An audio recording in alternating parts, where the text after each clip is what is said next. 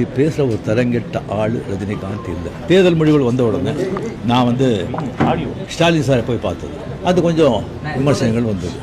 Stalin sir அவர்களே என்னுடைய 38-40 ஆண்டு நண்பர். எங்களுடைய நட்பு கொள்கைகள் அரசியலுக்கு அப்பாற்பட்டது. ஜனநாயகத்தில் தோல்வி வெற்றி சகஜம். இருந்தாலும் ஸ்டாலின் அவர்கள் அந்த குளத்தூரில் தோத்தது எனக்கு கொஞ்சம் சங்கடமாக இருந்தது. அதுக்காக ஒரு நண்பனுங்கிற முறையில், நட்பு முறையில் அவரை போய் நான் பார்த்தேன். அதுக்கு நான் இங்கே விஜய் அரசியல் சிஎம் ஆகக்கூடாது, அவர் வரக்கூடாது, அதை தடுக்கிறதுக்கு ரஜினி அங்கே போயிருக்காங்க, வேறு ஏதோ 2 பெரிய பார்ட்டியை சேர்க்கணும்னு சொல்லி பேசுகிறாங்க அப்படின்னு சொல்லி விமர்சனங்கள் வெளியே வருது. அந்த சூழ்நிலையில் தான் அதெல்லாம் பேச முடியும்.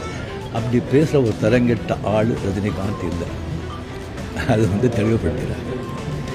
ரெண்டாவது நான் அவர் வாழ்த்து சொல்லலை, ஏர்போர்ட் போகும்போது வாழ்த்து சொல்லலை.